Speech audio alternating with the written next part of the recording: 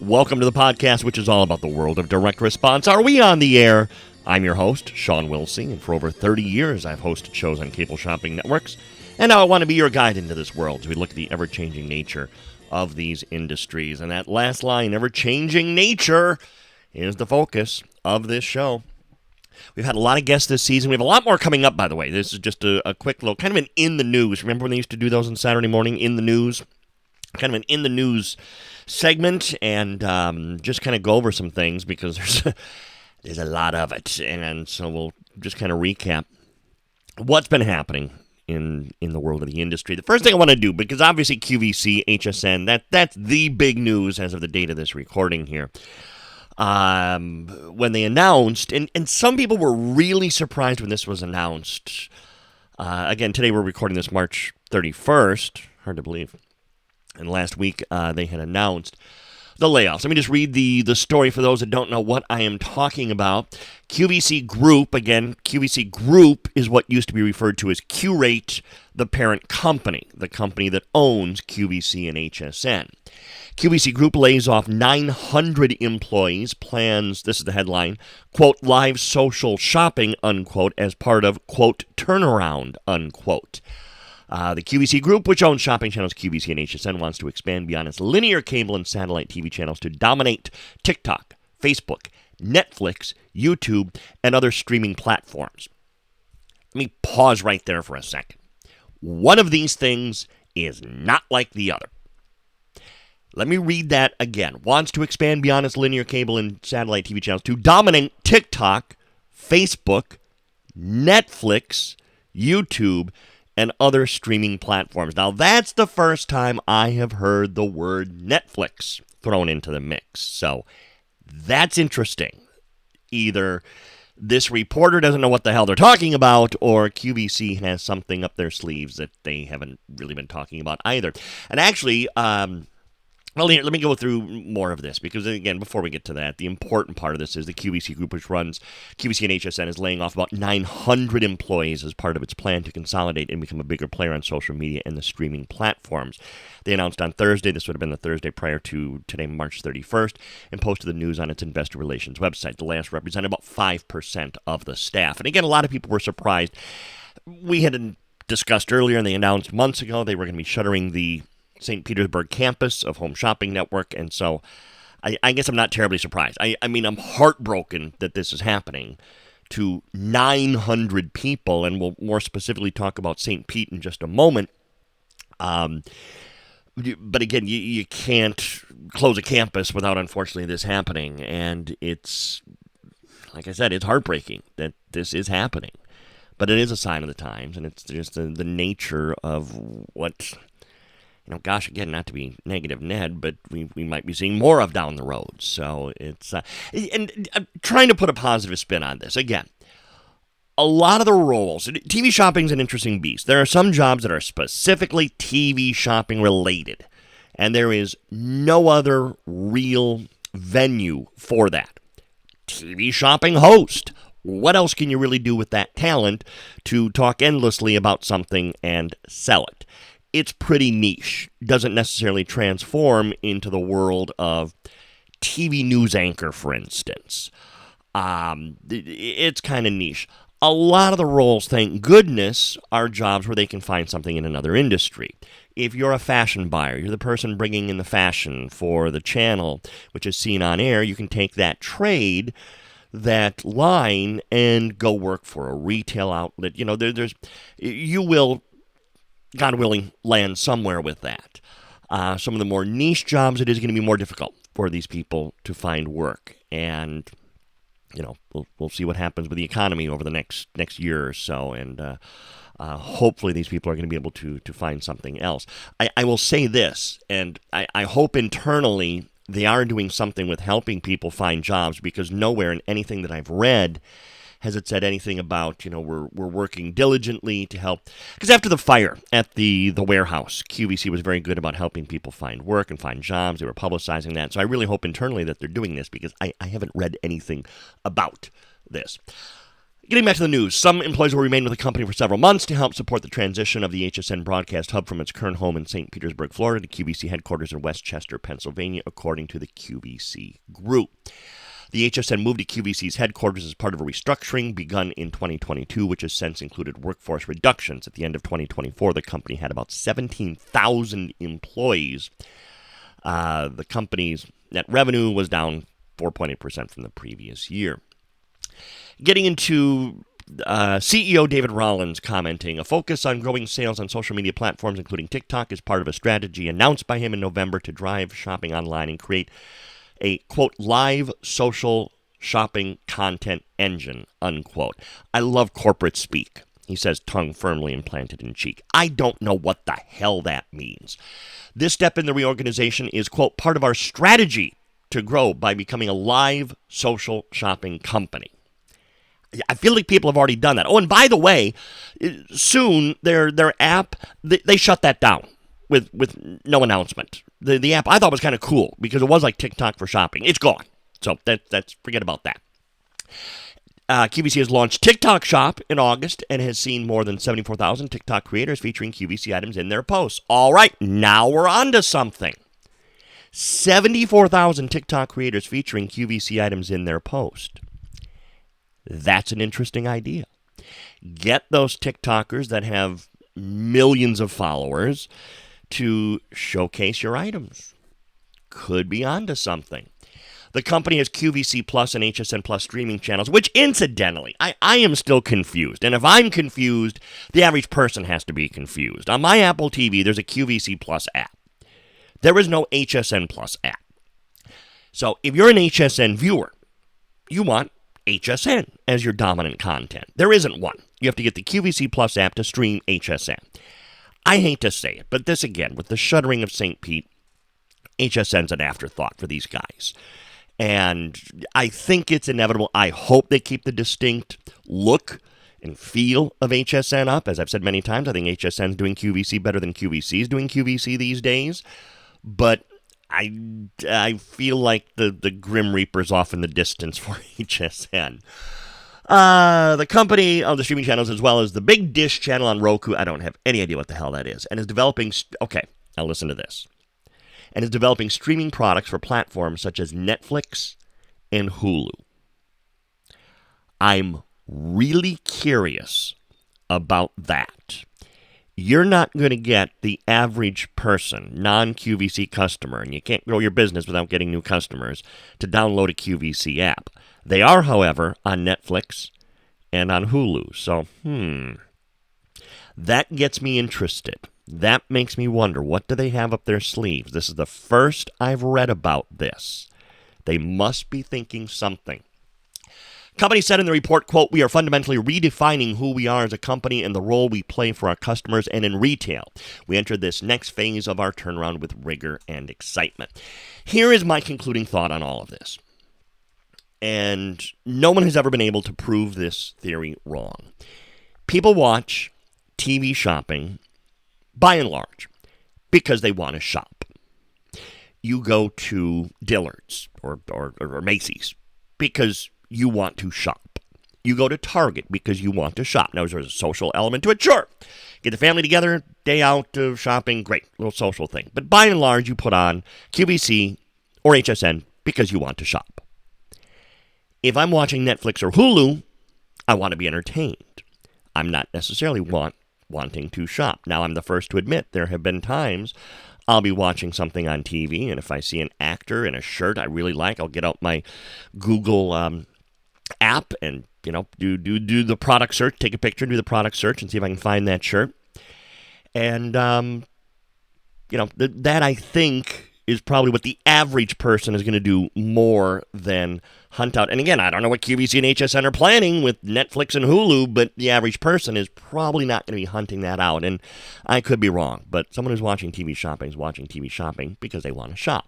Now let's narrow the focus a little bit. Let's just focus on Tampa St. Pete and the HSN campus, because this news just came out today. HSN, in particular, plans to lay off 730 people after announcing. That's obviously from the 900 announced after announcing the closure of its St. Pete headquarters. In a letter to the Florida Department of Commerce and Mayor Ken Welch, the company said multiple rounds of layoffs are set to take place this year. The first phase of layoffs includes 145 employees whose positions will be terminated on May 26th, and another round of layoffs will take place on July 1st. HSN did not say when it plans to finish laying off St. Pete employees, but stated that, quote, corporate support-related team members, unquote, will continue to work remotely.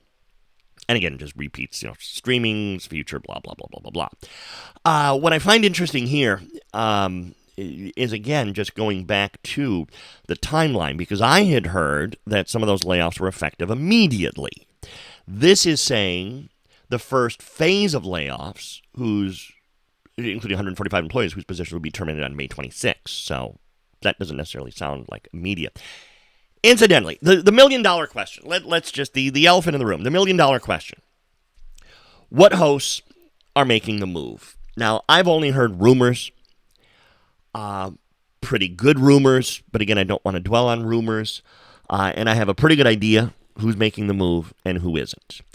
And, well, I can put it this way, because the posts are all over LinkedIn. If you've ever wanted to be a host for QVC/HSN, now's your chance. They are actively looking for multiple, and I'll just leave it at that, multiple hosts. So go on LinkedIn. You can search out. You'll see the company that's doing the research. What's the word I'm looking for? Headhunting for hosts. They're actively looking because not all the hosts are making the move to Pennsylvania. So they need hosts. It is going to be very interesting to see how this all unfolds. Like I said, I have a pretty good idea who's going and who isn't. And, there's going to be some surprise, I think, at some of the people that aren't making the move. But we'll see how this all plays out. And there's still time. They may change their mind. And they may decide they want to make the move. I think Bob Circosta in the interview that we just did put it, pretty well. It's like he likes to golf. He wants to golf, and you're not getting a 90-degree day to golf in February in Pennsylvania. So I think it's probably a safe assumption that we won't be seeing Bob putting his home for sale anytime soon. Who knows? He may change his mind. The right offer comes along. I always find it interesting in this industry because after 33 years, whatever it is, watching the pendulum swing back and forth, because it's kind of like real estate. Sometimes it's a buyer's market, sometimes it's a seller's market. And there have been times where there has been a glut of hosts, not enough roles. Nobody's hiring, too many hosts out there that are unemployed. And then there's other times where, wow, it is now the buyer's market. There is a need for hosts, and we're in that point right now. So this is where the hosts have the upper hand because they're needed. It is hard to find good hosts. The statistic, and this was in the 1990s, I'm sure it's changed, was QVC auditioned 3,000 people for every one host that they hired. So I think that's changed a lot since then. And it's probably reflective in some of the hosts that you're seeing. But it's definitely a time where if you've ever thought about getting into the industry, you might want to get those demo tapes off to the headhunters at QVC/HSN. Now, who's left out there? ShopHQ. We haven't talked about them in a bit. And this is the one that makes my head hurt. They're a privately owned company. So they don't have to disclose anything about their sales, nothing. So how are they doing? And I'm going to be really honest. I don't have the answer to that. I used to have a lot of ears on the ground up there. I don't anymore. So I have no idea how they're doing. I will say this. As we are recording this live, let's see, what time is it? 2:44 in the afternoon on a Monday. So this is traditionally a pretty good time of day. People are at home that would be watching TV shopping. And as we record this, there are 19 people watching the ShopHQ live stream on YouTube. There's probably literally 1,000 times that watching QVC right now. Maybe not anymore, but 500 times that, let's say. So it's hard to operate, which is why ShopHQ has no employees left anymore. A business sustainable when you have 19 people watching, because you better hope all 19 are buying something, and that's probably not the case. Now, there's also their Facebook. You can stream the shows, and this is where it gets confusing. couple days ago, they made a big point of advertising that they were going to be doing this live from Mexico thing with a couple of their hosts. Great idea. Why they were selling gold jewelry from Mexico, at least on paper, that's what they were going to do. I don't know, but it is what it is. When I tuned in, they had, and again, this was 4:27 in the afternoon on March 24th, they had 13 people watching that live stream. At the same time, I thought, well, let's check out their YouTube. They had 17 people, well, they're consistent then, watching the YouTube. So that is in total about 35 people. And by the way, they weren't even really selling on the Mexico live stream. It was just Kathy Norton and Wendy Russo sitting there with a cocktail talking. So I wasn't quite sure the point of it. But anyway, so they had 35 people watching. I would love to know. And please, someone from up there, just let me know. How is this sustainable? How is this business model supposed to work? Because I am not seeing it. The QVC thing with all the TikTok and everything, that makes more sense to me, even with 17,000 employees or whatever it is, than with the 10 employees, whatever it is ShopHQ has right now.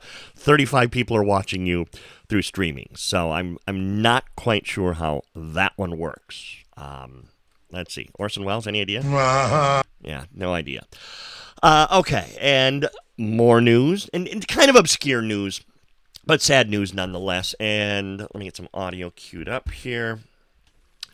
Whoops, that's not what I wanted. This is what I wanted. Just like millions of you, the Express 101 is always there for me. And I can't imagine improving on what's already my most used kitchen helper. But I've heard improvement is exactly what's happened. And there's only one person in the world who's qualified to let us in on the news. So let's join my friend Kathy Mitchell and discover what's happened to the easiest cooking appliance in my home. Kathy, how are you? Good to see you. Great to see you too. Kathy Mitchell. But no, the first voice you heard was the voice of Joe Farago, who sadly has apparently passed away. Joe was a legend in the infomercial world. He was always a host. He was never the salesy part of it. He was always the host, and he would guide Kathy Mitchell through the demonstration of this.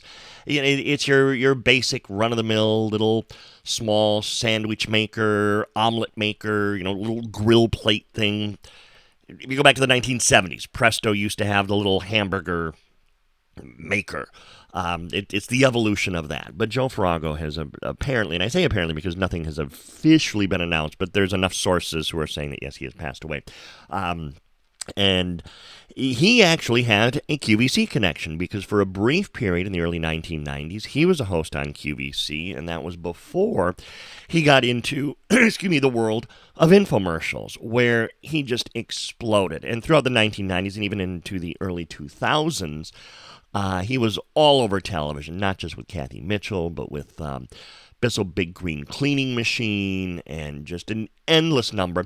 Got his start as a game show host in the mid-'80s on the somewhat forgettable game show Break the Bank, which was a one-season hit. He replaced, actually, Gene Rayburn, the legendary Match Game host who hosted the first few weeks of the show before Gene Rayburn said, you know what, this show sucks, and I want out of here. And Joe Farago came in and took over. I think he had a comedy background or an acting background. He's hosted 35 infomercials in more than 70 countries around the world. So quite a career. And again, has passed away. Let's see, what year was he born? He was born in, I don't see it right now. I had it a second ago, and of course now I can't find it. But whatever it was, at far too young an age. I saw some YouTube video of him recently. I honestly am not quite sure what he was doing. Looked like he was doing something for a fire department these days, whether he was a spokesperson or what.